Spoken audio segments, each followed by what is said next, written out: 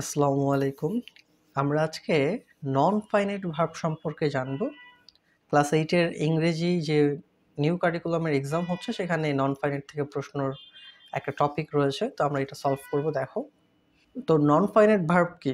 নন finite verb হচ্ছে কি, দেখো আমি লিখছি নন ফাইনাইটস আর verb forms that do not change according to the subject, tense or number. Non finite verb হচ্ছে ভার্বের এমন একটা রূপ যেটা সাবজেক্ট, টেন্স অথবা নাম্বার অনুযায়ী কি হয় না, পরিবর্তন হয় না। দে ইনক্লুড ইনফিনিটিভস, এগুলোর মধ্যে আছে ইনফিনিটিভস, পার্টিসিপলস অ্যান্ড জিরান্ডস, এগুলোর মধ্যে এই তিনটা টার্ম আছে, আমরা এগুলো সম্পর্কে জানবো। এবং নন ফাইনাইট এটা কি আকারে ব্যবহৃত একটু খেয়াল করো। নন ফাইনাইটস অ্যাক্ট অ্যাজ নাউন্স, এটা নাউন হিসেবে ব্যবহার হয়। Adjectives or adverbs in a sentence, একটা বাক্যে নাউন, অ্যাডজেক্টিভ অথবা অ্যাডভার্ব হিসেবে ব্যবহার হয়। তো কিছু ধরনের নন ফাইনাইটস দেখো, আমরা শুরুতেই পড়বো হচ্ছে ইনফিনিটিভস। ইনফিনিটিভস মানে কি? ইনফিনিটিভস মানে হচ্ছে to plus base verb. Base verb মানে হচ্ছে তোমরা জানো ভার্বের প্রেজেন্ট ফর্ম, একদম যে বেস ফর্মটা রয়েছে সেইটাকে বোঝায়। তো এই টু প্লাস V1 বা বেস ফর্ম, এইটা দিয়ে আমরা ইনফিনিটিভসকে বুঝে থাকি। এটা কি আকারে বাক্যে থাকে? এটা বাক্যে নাউন হিসেবে কাজ করে, অ্যাডজেক্টিভ হিসেবে কাজ করে অথবা অ্যাডভার্ব হিসেবে কাজ করে। কিছু উদাহরণ দেখো। I want to learn English, এখানে দেখো যে টু লার্ন, এটা একটা ইনফিনিটিভস যেটা এই বাক্যে নাউন আকারে বসেছে। He has a book to read, তার কাছে বই পড়ার জন্য একটা বই রয়েছে। তাহলে এখানে টু রিড এটা একটা ইনফিনিটিভ যেটা এই বাক্যে অ্যাডজেক্টিভ হিসেবে ব্যবহার করা হয়েছে।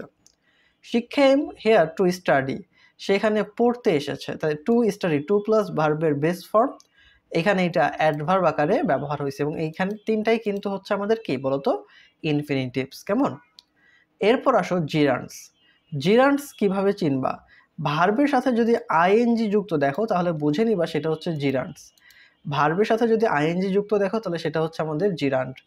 এটা কি হিসেবে বসে? এটা বাক্যে সাধারণত নাউন হিসেবেই ব্যবহৃত হয়। এটা সাধারণত বাক্যে নাউন হিসেবে কি হয়, ব্যবহৃত হয়। যেমন কি দেখো, reading is my favourite hobby. হ্যাঁ, এখানে দেখো এই যে রিডিং ভার্বের সাথে আইএনজি যুক্ত আছে এবং দেখো শুরুতে কিন্তু কোনো অক্সিলারি ভার্ব নাই। তোমরা প্রেজেন্ট কন্টিনিউয়াস টেন্সে জানো যে বি ভার্বের পর ভার্বের সাথে আইএনজি যুক্ত হয়। এখানে কিন্তু কোনো অক্সিলারি ভার্ব নাই, ডিরেক্ট ভার্বের সাথে আইএনজি। তখন এইটা কি হিসেবে ব্যবহৃত হবে? এইটা আমাদের জিরান্ড হিসেবে ব্যবহৃত হবে। এরপর দেখো, she enjoys dancing.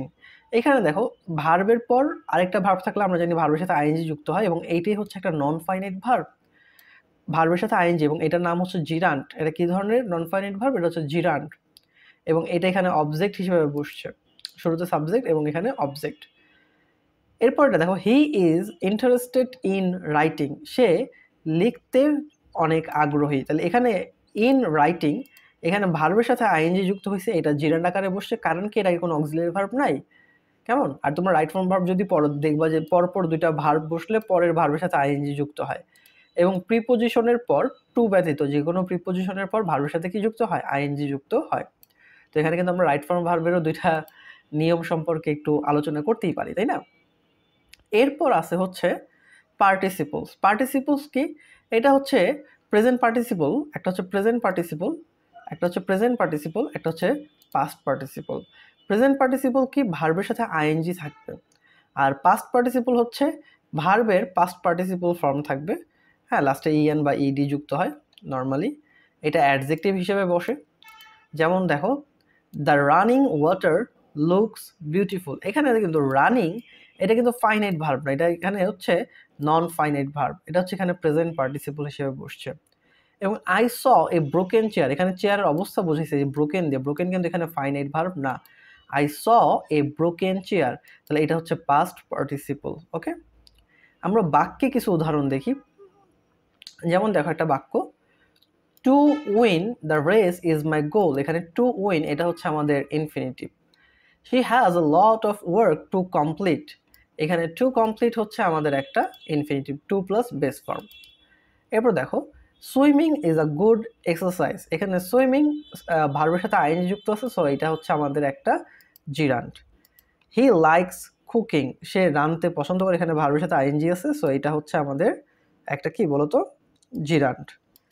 The boy playing in the garden is my brother. এখানে যে প্লেয়িং, এই প্লেয়িংটা হচ্ছে আমাদের পার্টিসিপল। এখন তোমাদের মনে একটা প্রশ্ন আসতে পারে যে ভার্বের সাথে আইএনজি যুক্ত থাকলে সেটা জিরান্ড হয় এবং ভার্বের সাথে আইএনজি যুক্ত হলে সেটা পার্টিসিপলও হয়। তাহলে এই দুইটার মধ্যে পার্থক্য আমরা কি করে বুঝতে পারি? মনে রাখবা, জিরান্ড সবসময় নাউনের মতো কাজ করে এবং পার্টিসিপল এটা কাজ করে অ্যাডজেক্টিভের মতো। কেমন? তো যেমন দেখো এখানে swimming is a good exercise, এখানে সুইমিং কিন্তু নাউনের কাজ করতেছে, এই জন্য এটা জিরান্ড। আর প্লেয়িং এটা এখানে, এই যে the boy playing in the garden is my brother, এই যে ছেলেটা সম্পর্কে বলা হয়েছে, যে যে ছেলেটা এখানে খেলতেছে, তো সে হচ্ছে আমার কি ভাই। তো এখানে কিন্তু অ্যাডজেক্টিভ আকারে ব্যবহৃত হয়েছে। যদি ভার্বের সাথে আইএনজি যুক্ত হয় সেটা নাউনের মতো কাজ করে, তাহলে সেটা জিরান্ড। আর ভার্বের সাথে আইএনজি যুক্ত হয়ে যদি সেটা অ্যাডজেক্টিভের মতো কাজ করে, তাহলে সেটা হচ্ছে কি তোমার প্রেজেন্ট পার্টিসিপল। তো এটার জন্য একটা সহজভাবে যদি আমি তোমাকে বলি, তাহলে তুমি এভাবে মনে রাখতে পারো। জিরান্ডের ক্ষেত্রে, হ্যাঁ, জিরান্ডের ক্ষেত্রে তুমি প্রশ্ন করো, জিরান্ডের ক্ষেত্রে প্রশ্ন করো এটা কি। আর পার্টিসিপলের ক্ষেত্রে প্রশ্ন করো কেমন বা কোনটা। জিরান্ডের ক্ষেত্রে কি প্রশ্ন করতে বলছে? এটা কি, কেমন। যদি আমি তোমাকে একটা এক্সাম্পলের কথা বলি, যেমন ধরো সুইমিং ইজ গুড এক্সারসাইজ, তাহলে সুইমিং ইজ গুড এক্সারসাইজ, তাহলে কি ভালো ব্যায়াম? সুইমিং ভালো ব্যায়াম। তাহলে এখানে সুইমিং হচ্ছে কি আমাদের একটা জিরান্ড।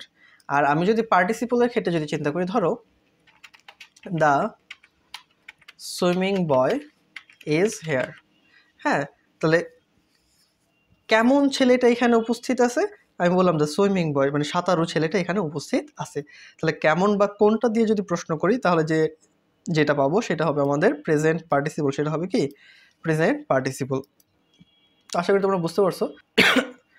By using non finite sentence become more compact and expressive, যে আমাদের বাক্যটা আরও কি হয়, কম্প্যাক্ট, সংক্ষিপ্ত এবং এক্সপ্রেসিভ, অর্থবহ হয়ে ওঠে। ঠিক আছে, তো আমি একটু সামারি করে দিচ্ছি। আমরা নন ফাইনাইট ভার্ব হিসেবে কি কি ব্যবহার করি?